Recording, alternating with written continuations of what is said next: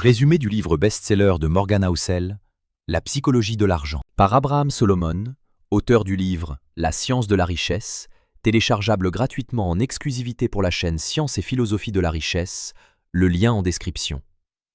Commençons. Dans cette vidéo, je vais vous révéler les principes simples qui séparent ceux qui construisent une vraie liberté financière de ceux qui recommencent toujours à zéro, mois après mois, même si vous gagnez peu. Et même si vous avez l'impression que l'argent vous glisse toujours entre les doigts, parce que la vraie différence ne se joue pas sur votre salaire, elle est ailleurs. Et à la fin de celle-ci, vous comprendrez pourquoi un simple concierge a pu se créer une fortune de plusieurs millions de dollars, pendant qu'un grand patron de Wall Street, diplômé de Harvard, a tout perdu. Mais avant de vous révéler les 10 enseignements intemporels de ce livre qui est une référence dans le domaine de la finance personnelle, mets un like à cette vidéo si ce sujet t'intéresse. Et abonne-toi à la chaîne pour comprendre la science et la philosophie de ceux qui construisent leur richesse. Commençons. La première grande idée du livre, et peut-être la plus fondamentale, c'est que personne n'est fou. Les décisions financières que les autres prennent peuvent parfois nous sembler irrationnelles, voire complètement stupides. Mais Morgan Housel explique dans son livre La psychologie de l'argent que ces décisions sont toujours logiques pour celui qui les prend, car elles sont le fruit de ses expériences personnelles. Prenez un instant pour y réfléchir. Votre relation à l'argent est étroitement liée à votre propre vécu personnel, et c'est celui-ci qui influence directement vos décisions. Par exemple, une personne qui a grandi en période d'hyperinflation percevra l'épargne et le risque d'une manière totalement différente de quelqu'un qui a connu 20 années de marché en hausse. De la même façon, quelqu'un dont les parents ont perdu leur maison et leur emploi se méfiera fortement des dettes, alors qu'une autre personne, issue d'une famille enrichie grâce à l'immobilier à crédit, verra l'endettement comme une opportunité normale. Ce qui est une opportunité en or pour vous peut être un danger mortel pour votre voisin. C'est ainsi qu'une dépense normale pour l'un est une folie pour l'autre. Nos croyances sur l'argent sont forgées par notre vécu, notre famille, notre génération, notre pays. Il n'y a aucune vérité absolue à ce sujet. L'histoire de Ronald Read, le fameux concierge millionnaire, l'illustre à merveille. Pendant des décennies, il a mené une vie simple, réparant des voitures et nettoyant des sols, sans que personne ne se doute de sa richesse. Il mettait de côté chaque centime et l'investissait patiemment dans des actions solides. Son expérience, probablement marquée par la Grande Dépression, lui avait appris la valeur de la frugalité et de la patience. À l'opposé, on a Richard Fuscon, un cadre de haut vol diplômé de Harvard. Il gagnait des millions, vivait dans un palace et s'endettait jusqu'au cou pour maintenir un train de vie extravagant. Quand la crise de 2008 a frappé, il a tout perdu. Ni son intelligence, ni sa formation ne l'ont sauvé, car son expérience personnelle l'avait convaincu que la fête ne s'arrêterait jamais. Concrètement, qu'est-ce que ça veut dire pour vous? Arrêtez de vous juger et de juger les autres. Au lieu de copier bêtement la stratégie de quelqu'un qui a l'air d'avoir réussi, demandez-vous qu'est-ce qui a forgé ses décisions. Est-ce que ça s'applique à ma vie? Comprenez votre propre histoire avec l'argent. Quelles leçons, bonnes ou mauvaises, vos parents vous ont transmises? Quels événements économiques ont marqué votre jeunesse? Cette introspection est la première étape pour bâtir une stratégie qui a du sens pour vous. La deuxième leçon est que la chance et le risque sont les deux faces d'une même pièce, et leur influence sur nos finances est bien plus grande qu'on ne veut l'admettre. Quand quelqu'un réussit, on crie au génie, à la vision, au travail acharné. Mais quand quelqu'un échoue, on pointe du doigt ses erreurs, sa paresse. Mais la réalité est beaucoup plus nuancée. L'exemple le plus connu évoqué dans le livre est celui de Bill Gates. Évidemment, Bill Gates était très intelligent et extrêmement travailleur. Mais son succès ne s'explique pas uniquement par ses qualités personnelles. Il a aussi bénéficié d'une chance exceptionnelle. À l'époque, il a étudié dans l'une des rares écoles au monde à disposer d'un ordinateur. Cet accès précoce et quasi illimité à une technologie encore très rare lui a permis de développer des compétences que presque personne d'autre ne pouvait acquérir. Sans cette opportunité unique, l'histoire de Microsoft aurait sans doute été très différente. Morgan Housel raconte aussi l'histoire de Kent Evans, un ami d'enfance de Bill Gates. Il était tout aussi brillant et passionné par l'informatique. Mais il est mort tragiquement lors d'un accident de montagne avant d'avoir pu montrer son potentiel. Kent Evans n'a pas échoué à cause de mauvais choix. Il a simplement été frappé par ce que l'auteur qualifie de risque, ce qui est décrit dans l'ouvrage comme l'envers sombre de la chance. Chaque succès cache sa part de hasard. Chaque échec cache des éléments hors de notre contrôle. Ça ne veut pas dire que vos efforts ne servent à rien, loin de là, Mais il est dangereux de vénérer des figures comme Warren Buffett ou Elon Musk en pensant qu'il suffit de suivre leurs pas pour avoir les mêmes résultats, parce que vous ne pouvez pas copier leur chance. Alors, qu'est-ce qu'on fait de ça? Deux choses. Premièrement, garde les pieds sur terre, quoi qu'il arrive. Quand un investissement fonctionne très bien, reconnais qu'il y a sûrement une part de chance. Ne crois pas trop vite que tu as compris tous les secrets des marchés. À l'inverse, quand tu perds de l'argent, ne te juge pas trop durement. Analyse ce qui dépendait vraiment de toi, mais accepte aussi qu'il existe toujours une part de risque, même avec une bonne stratégie. Deuxièmement, et c'est le plus important, concentre-toi sur ce que tu peux répéter. Tu ne peux pas reproduire la chance de Bill Gates, mais tu peux adopter sa discipline et son travail. Tu ne peux pas être sûr de créer le prochain Google, mais tu peux te concentrer sur la qualité de ce que tu construis. En finance, ça signifie suivre des règles simples et solides. Diversifier, investir sur le long terme et épargner régulièrement. Ne mise pas tout sur un coup exceptionnel qui pourrait n'être qu'un hasard. Une bonne stratégie doit fonctionner même quand la chance n'est pas de ton côté. Voici une leçon qui frappe en plein cœur de notre insatisfaction moderne, la quête infinie du plus. Plus d'argent, plus de reconnaissance, plus de possession. Et c'est le chemin le plus court vers la ruine financière et personnelle. Quand vous n'avez rien, vous rêvez d'avoir assez pour être en sécurité. Une fois en sécurité, vous commencez à lorgner sur ce que possèdent vos voisins et vous voulez la même chose. Une fois que vous l'avez, vous regardez les gens du quartier d'à côté. C'est une course sans fin, alimentée par la comparaison sociale. Et dans cette course, des gens qui ont tout à perdre prennent des risques fous pour obtenir quelque chose dont ils n'ont absolument pas besoin. Husserl raconte l'histoire tragique de Rajat Gupta. Parti de rien en Inde, il est devenu le PDG de la prestigieuse firme McKinsey. Il était millionnaire, respecté, au sommet. Il avait largement assez.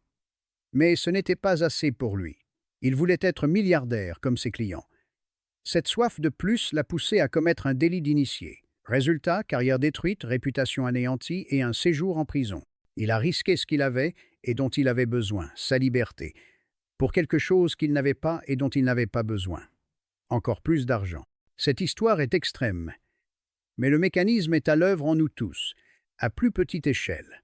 C'est ce qui nous pousse à nous endetter pour une plus grosse voiture, à prendre des risques démesurés en bourse ou à sacrifier notre temps en famille pour une promotion qui ne nous fait pas vraiment rêver. La seule façon de gagner à ce jeu, c'est de refuser d'y jouer.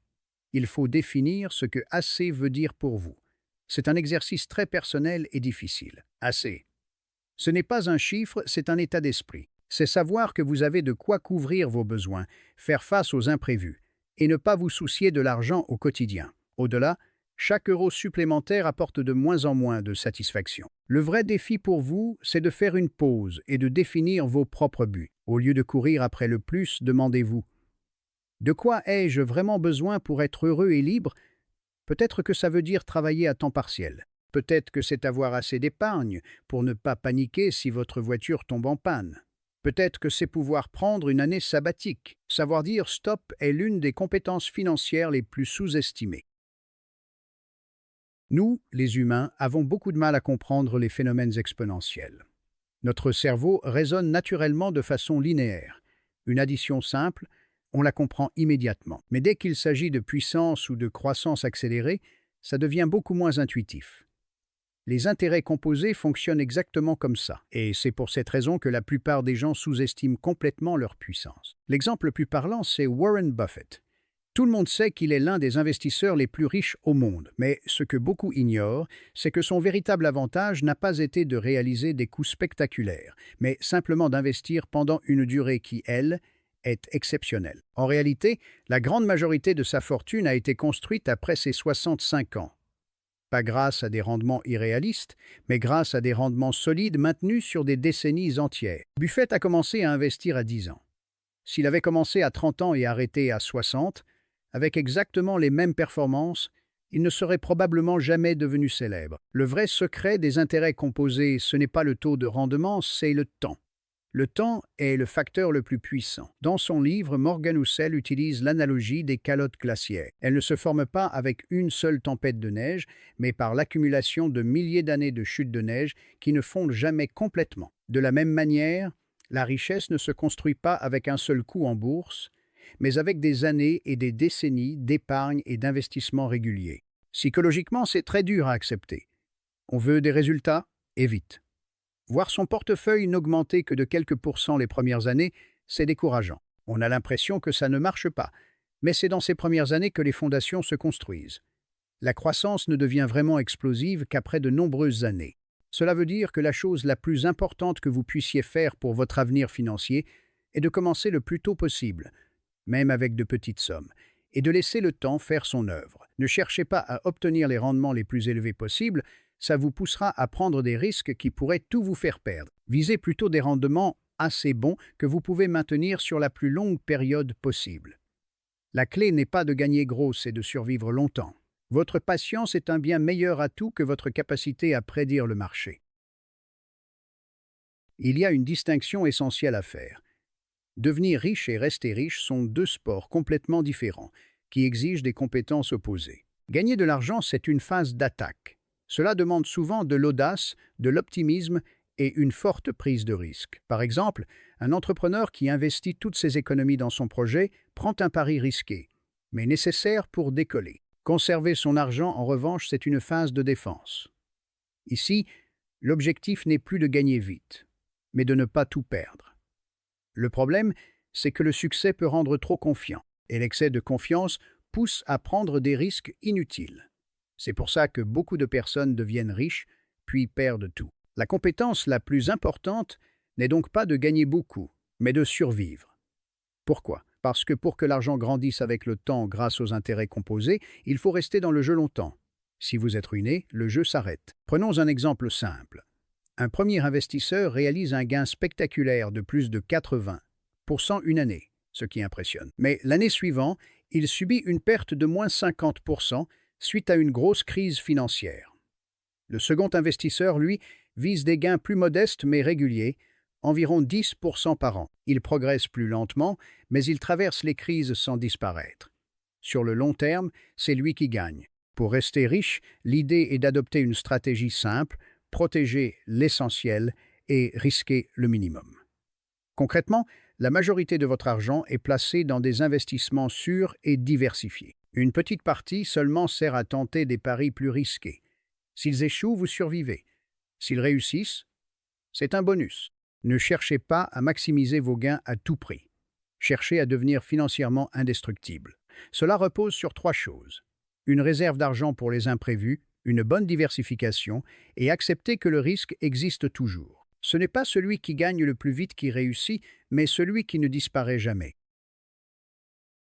Dans notre société obsédée par l'image, on a tendance à confondre la richesse avec les signes extérieurs de richesse. On voit une voiture de luxe, une montre chère, une maison immense, et on se dit « cette personne est riche ». Mais c'est une erreur fondamentale. La vraie richesse, ce n'est pas ce que vous dépensez. C'est la partie de vos revenus que vous ne dépensez pas. C'est l'argent qui dort et travaille pour vous dans vos comptes d'investissement. La richesse est invisible. Ce qu'on voit, ce sont les dépenses. Une voiture à 100 000 € ne nous dit pas que son propriétaire est riche. Elle nous dit juste qu'il a 100 000 € de moins qu'avant ou 100 000 € de dette en plus. C'est un piège psychologique puissant. On essaie de montrer notre succès aux autres en achetant des symboles de statut. Mais c'est un jeu de dupes. Quand vous voyez quelqu'un au volant d'une Ferrari, vous ne vous dites pas « Waouh, ce conducteur est admirable ». Vous vous dites « Waouh, si j'avais cette voiture, les gens m'admireraient ». On se sert de la richesse des autres comme d'un miroir pour notre propre désir d'être aimé. Mais le respect ne s'achète pas. La vraie richesse, c'est la flexibilité. C'est avoir assez d'actifs pour pouvoir changer de carrière, prendre sa retraite plus tôt ou faire face à une urgence sans paniquer. Quelqu'un qui gagne 50 000 € par an et en épargne 20 000 est bien plus riche en ce sens que celui qui gagne 200 000 € et en dépense 210 000. Le premier construit sa liberté, le second sa prison dorée. L'épargne, c'est simplement l'écart entre votre ego et vos revenus. Plus vous résistez à la tentation de dépenser pour impressionner, plus vous pouvez épargner. Et c'est la seule variable que vous contrôlez à 100%.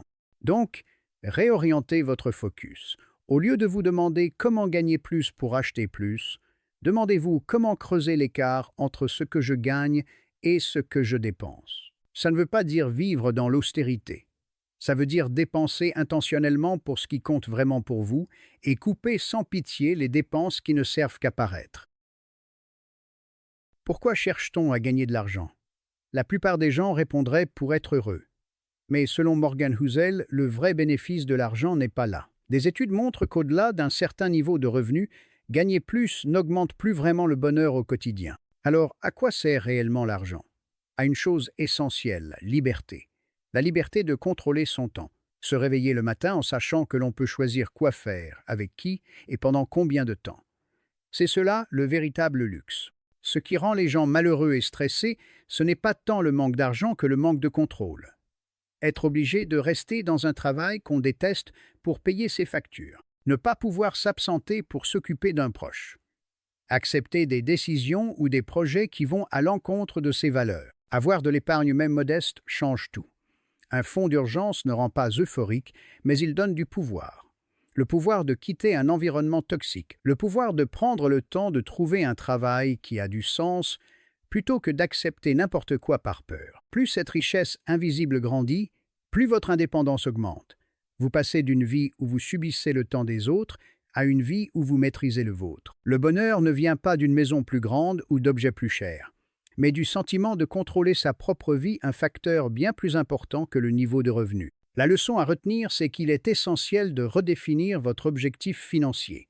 Le but n'est pas d'amasser de l'argent pour le plaisir. Le but est d'acheter votre propre liberté. Chaque euro que vous épargnez est un morceau de votre futur que vous rachetez. Quand vous hésitez avant un achat impulsif, ne vous demandez pas « Est-ce que je peux me le permettre ?» Demandez-vous « Combien d'heures de ma liberté cet objet me coûte-t-il » Cette question change tout. La richesse, ce n'est pas d'avoir de l'argent, c'est d'avoir du temps. Dans le monde de la finance, on nous répète qu'il faut être rationnel. Analyser les chiffres, suivre les statistiques, faire confiance aux calculs et surtout mettre ses émotions de côté. Morgan Housel explique que cette vision est trompeuse. Vouloir agir comme un robot est une erreur, parce que nous sommes humains, pas des machines. Il propose une approche bien plus efficace, être raisonnable. La différence, une décision rationnelle serait de choisir l'investissement qui maximise les rendements sur le papier, même si sa volatilité vous donne des sueurs froides. Une décision raisonnable est de choisir une stratégie un peu moins performante, mais avec laquelle vous êtes assez à l'aise pour la conserver même pendant un crash boursier. La meilleure stratégie financière est celle que vous êtes capable de tenir sur la durée. Si votre plan parfaitement rationnel vous fait paniquer et tout vendre au pire moment, il est inutile. Il est bien plus intelligent d'adopter une stratégie un peu plus conservatrice qui vous permet de bien dormir la nuit. C'est particulièrement vrai pour les dettes. D'un point de vue purement rationnel, si le taux de votre prêt IMO est de 2% et que la bourse rapporte 7% en moyenne, vous devriez investir chaque euro plutôt que de rembourser votre prêt en avance. C'est mathématiquement optimal. Mais d'un point de vue raisonnable, le poids psychologique d'une dette est énorme. La tranquillité d'esprit d'être propriétaire de sa maison sans dette a une valeur incalculable. Pour beaucoup, rembourser son prêt est une décision financièrement sous-optimale, mais psychologiquement rassurante. Morgan Housel nous encourage à accepter nos propres émotions et à construire un plan qui fonctionne avec elles, pas contre elles. N'ayez pas honte de garder un peu plus de cash que nécessaire si ça vous rassure. N'ayez pas honte de préférer des fonds indiciels simples à une stratégie complexe, même si elle pourrait rapporter plus. La simplicité et la tranquillité d'esprit sont des actifs précieux. Alors, arrêtez de vous battre contre votre propre nature. Concevez un plan financier qui vous semble bon, pas seulement sur le papier, mais aussi dans vos tripes. Un plan que vous comprenez, auquel vous croyez et que vous serez capable de suivre. La finance est un marathon. Et dans un marathon, il ne s'agit pas d'avoir les chaussures les plus rapides, mais celles qui sont assez confortables pour ne pas abandonner en cours de route. L'histoire est souvent utilisée par les investisseurs comme un guide infaillible pour l'avenir. Cette citation de Morgan Housel résume tout. On a cette tendance dangereuse à croire qu'on peut prédire le futur en se basant sur le passé. Les plus grands événements qui ont façonné notre monde, les guerres mondiales, les pandémies, Internet, les crises financières, personne ne les avait vus venir. Ce sont des signes noirs, des événements qui sortent complètement du cadre de nos attentes. Et ce sont eux qui ont le plus grand impact. Le problème, c'est qu'une fois que la surprise est passée, on a cette manie de tout rationaliser après coup, de se convaincre que c'était prévisible. Bien sûr, la bulle des subprimes allait éclater. Les signes étaient évidents. Sauf qu'en 2006, presque personne ne les voyait. Cette illusion de prévisibilité nous rend fragiles. On construit nos plans de vie en pensant que le futur ressemblera au passé récent. Erreur. La seule constante, c'est qu'on sera toujours surpris. Alors, comment on se prépare à l'imprévisible? La réponse de Husserl est la marge de sécurité. C'est un concept emprunté à l'investisseur Benjamin Graham. C'est l'écart entre ce que vous pensez qu'il va arriver et ce qui pourrait arriver dans le pire des cas. Au quotidien, c'est partir un peu plus tôt pour un rendez-vous important, au cas où. En ingénierie, c'est construire un pont qui peut supporter 3 fois le poids maximum attendu. En finance, la marge de sécurité, c'est avoir une épargne de précaution solide, ne pas être trop endetté et être bien diversifié. C'est la reconnaissance que n'importe quelle entreprise, même la plus prometteuse, peut être frappée par une surprise. Abandonnez l'idée que vous pouvez prédire l'avenir. Acceptez l'incertitude. Votre plan financier doit être assez robuste pour résister à une large gamme de futurs possibles, même les plus improbables. L'optimisme, c'est de croire que les choses iront bien à long terme. La paranoïa, c'est de savoir que le chemin sera semé d'embûches et de surprises. Vous avez besoin des deux. Dans les médias et la finance, le pessimisme a toujours l'air plus intelligent que l'optimisme. Celui qui prédit un crash boursier passe pour un expert lucide. Celui qui dit que l'économie va continuer à croître sur le long terme passe pour un vendeur naïf. Husserl explique pourquoi le pessimisme nous attire tant. D'abord, les mauvaises nouvelles sont plus urgentes. Un tigre qui entre dans la pièce capte immédiatement votre attention, alors que la croissance économique à long terme est un processus lent et ennuyeux. Nos cerveaux sont câblés pour réagir plus fort aux menaces. Ensuite, le pessimisme semble nous protéger.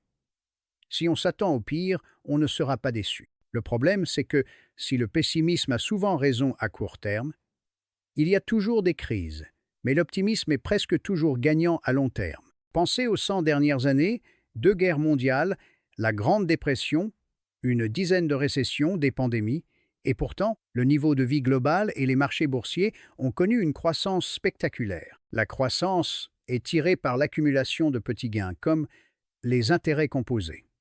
Les revers, eux, sont souvent rapides, brutaux et mémorables. On se souvient tous de la crise de 2008. Mais qui se souvient des milliers de jours normaux où le marché a tranquillement grimpé de 0,1%? Le vrai optimisme, ce n'est pas de croire que rien de mal n'arrivera jamais. C'est de savoir que les revers sont inévitables, mais que la capacité humaine à innover et à s'adapter est une force encore plus puissante. C'est savoir que sur le long terme, les probabilités jouent en votre faveur. Pour vous, cela veut dire apprendre à consommer les infos financières avec un filtre. Reconnaissez que l'industrie des médias a un intérêt commercial à amplifier la peur. Cultivez un optimisme raisonnable. Soyez conscient des risques à court terme et protégez-vous avec une marge de sécurité. Mais ne laissez jamais le bruit pessimiste ambiant vous détourner de votre stratégie à long terme. L'histoire le montre, parier sur l'ingéniosité humaine a toujours été, à terme, le pari le plus rentable. Alors, si on devait tout résumer, quelles sont les grandes idées de la psychologie de l'argent? Premièrement, votre comportement est bien plus important que votre intelligence. Vous pouvez être un génie de la finance. Si vous n'avez pas la discipline d'épargner et la patience d'attendre, vous échouerez. Deuxièmement, le temps est votre meilleur ami. Grâce à la magie des intérêts composés, même de petites sommes peuvent devenir une fortune. La clé n'est pas de chercher des rendements de folie, mais de rester dans le jeu le plus longtemps possible. Et enfin, le vrai but de l'argent, ce n'est pas la voiture ou la maison. La vraie richesse, c'est la liberté. Le contrôle total de votre temps, la capacité de vivre votre vie selon vos propres règles. Construire sa richesse n'est pas une course. C'est un marathon psychologique. Il s'agit moins de ce que vous savez que de la manière dont vous agissez. En appliquant ces principes, vous ne visez pas seulement à devenir riche, mais, ce qui est bien plus important, à le rester. De toutes les leçons qu'on a vues aujourd'hui, de la chance à la valeur du temps, en passant par l'art de dire « assez », laquelle résonne le plus avec vous. Quelle est l'idée qui a le plus bousculé votre vision de l'argent? Partagez vos pensées dans les commentaires. J'ai hâte de vous lire. Si cette vidéo vous a été utile, n'oubliez pas de vous abonner et d'activer les notifications pour ne rien manquer de mes prochaines analyses. Merci de votre attention et à très bientôt.